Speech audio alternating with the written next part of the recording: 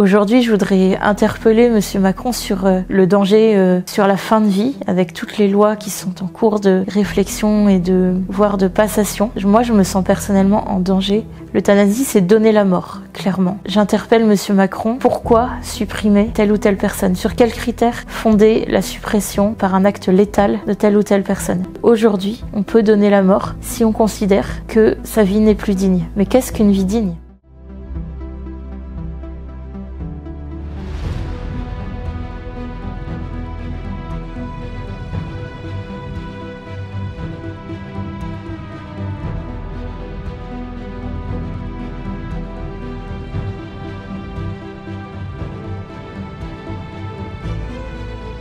En avril 2018, j'ai rencontré Emmanuel Macron. J'avais été invitée à cette conférence des évêques de France, donnée au Collège des Bernardins. Et le président Emmanuel Macron, je ne savais pas si je le verrais ou pas. En tout cas, je suis allée écouter son discours qu'il a prononcé devant les évêques de France. Nous étions quelques personnes avec un handicap, donc placées au premier rang. Et à la fin de son discours, le président s'est approché de nous, personnes avec un handicap.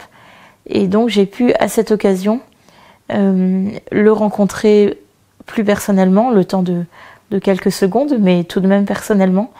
Et j'avais préparé un de mes livres que je lui avais déjà dédicacé à l'avance, ne sachant pas si je pourrais lui remettre en main propre, mais il se trouve que j'ai pu lui remettre en main propre. Sur la photo que vous voyez, qui circule aussi sur les réseaux, vous voyez le président Macron qui s'est mis à ma hauteur pour recevoir donc mon livre. Et voilà, j'aimerais dire que ce geste de se mettre à la hauteur de l'autre dit déjà aussi beaucoup de choses.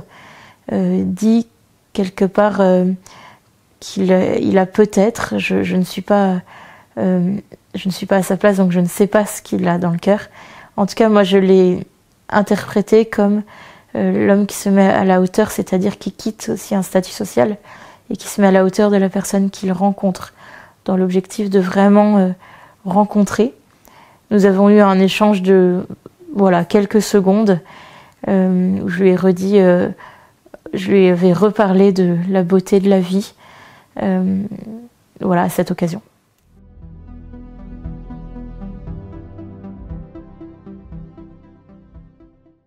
Aujourd'hui, je voudrais interpeller Monsieur Macron sur le danger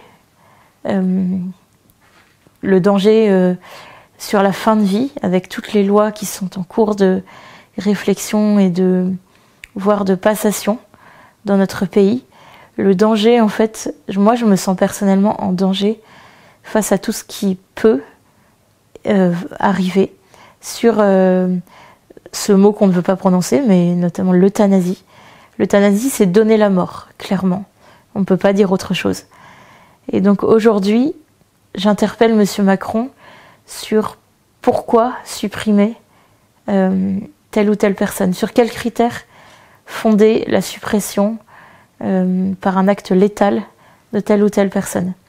Je suis une personne avec un handicap, donc avec une fragilité particulière, et pour autant, ça ne m'a jamais empêché de toute ma vie de réaliser des choses que peut-être j'aurais pensé impensables il y a encore quelques années. Voilà, j'ai interpellé Emmanuel Macron suite à la demande en fait de l'OCH de lui écrire personnellement et de l'interpeller dans une lettre ouverte suite à ce grand débat sur la fin de vie. Grand débat qui, je ne pouvais pas me taire en fait sur la fin de vie et sur ce qui peut arriver dans notre pays, qui est qu'aujourd'hui, on peut donner la mort si on considère que sa vie n'est plus digne. Mais qu'est-ce qu'une vie digne ?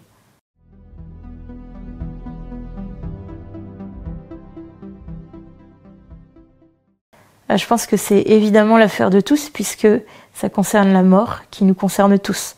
S'il y a bien une vérité, c'est qu'on est tous mortels. Et c'est-à-dire qu'on va tous mourir un jour.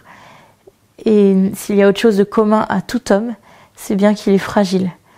Notre condition humaine fait que nous sommes fragiles et que tous, j'en suis convaincue, nous connaissons une situation, ou en tout cas nous avons déjà rencontré dans notre vie, une situation, soit pour nous-mêmes, soit pour notre entourage, de fragilité ou côtoyer une personne avec un handicap, une personne âgée, une personne en fin de vie, ou connu un deuil dans notre entourage. La fragilité, aujourd'hui, c'est quelque chose qu'on veut gommer. La mort, on veut la gommer.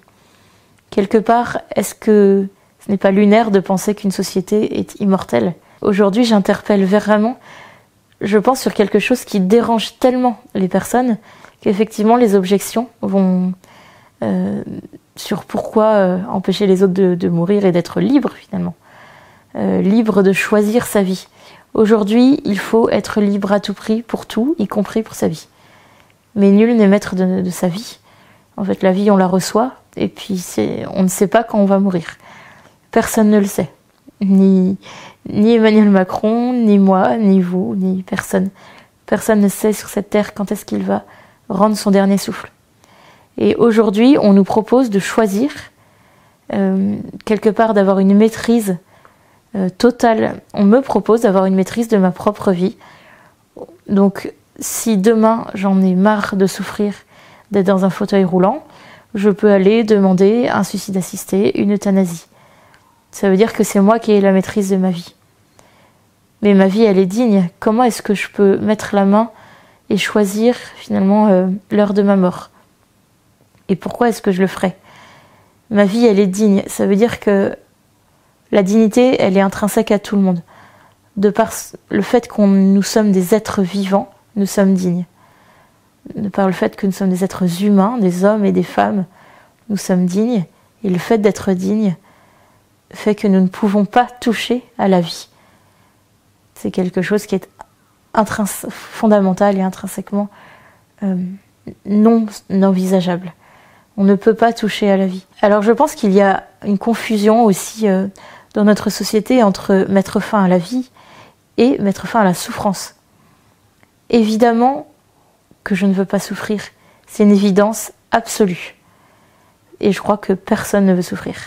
Personne ne veut avoir des douleurs. Personne ne veut avoir mal. Personne ne veut agoniser dans des souffrances atroces. C'est évident. Et moi, la première, je ne le souhaite pas. Et pour autant, je ne souhaite pas mourir. Je souhaite qu'on allège ma souffrance, mais je ne souhaite pas qu'on supprime ma vie. Si on me propose une alternative où ma souffrance est allégée, diminuée, voire supprimée, mais tout en étant pleinement vivante, jusqu'au bout, alors pourquoi refuser? Et pourquoi demander la mort?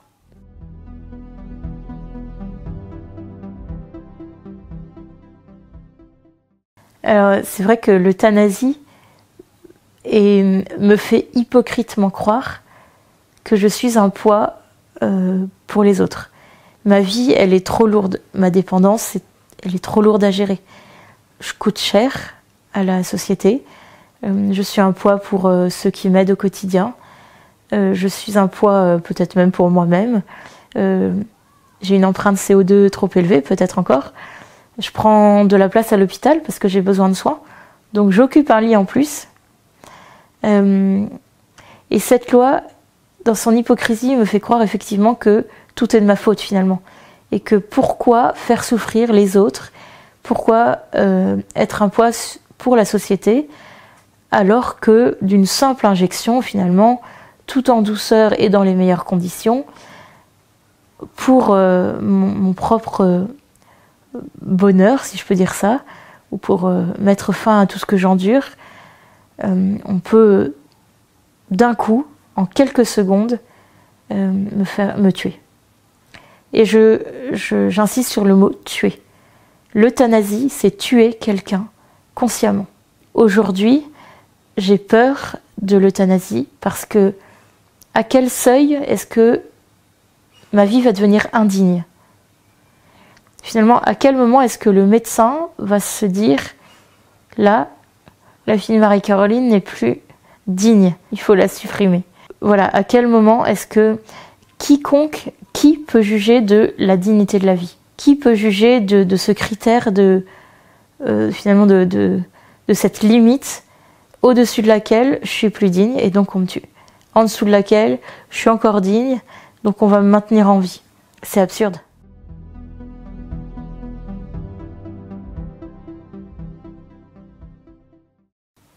Je pense que, en premier lieu, c'est pas un débat religieux. Parce que la mort, elle concerne tout le monde, quelle que soit sa croyance. Et la dignité concerne tout le monde. La fragilité concerne tout le monde. Et aujourd'hui, je crois que le grand mal de notre société, c'est qu'on nous fait croire que pour être heureux, finalement, il faut être absolument parfait en tout. Et donc, surtout, ne pas mourir, ne pas souffrir, ne pas montrer le moindre signe de vulnérabilité, mais être performant en toute chose, efficace, parfait, beau, immortel quelque part. Ça, quelle que soit la croyance.